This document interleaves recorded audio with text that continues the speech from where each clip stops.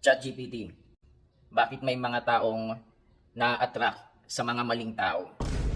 Maraming dahilan dyan. Minsan, na-attract tayo sa mga tao na nagbibigay ng excitement, o kaya naman ay yung mga taong may pagka-challenge.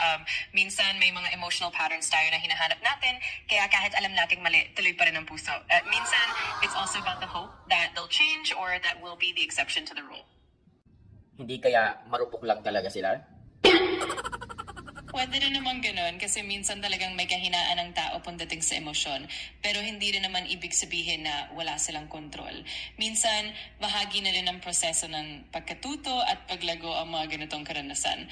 Sa huli, importante rin ang pag-intindi sa sarili at ang pag-aaral mula sa mga karanasan. So anong maipapayo mo sa kanila? Maari kang ipayo na maging maingat sa pagpili at maging matapat sa sarili. Mahalaga rin na unahin ang sariling halaga at kapakanan at huwag matakot magtakda ng malinaw na boundaries. Mag-reflect din sa mga past experiences at huwag masyadong magmadali sa pagpasok sa bagong relasyon. At sa huli, mahalaga ang self-love at patience.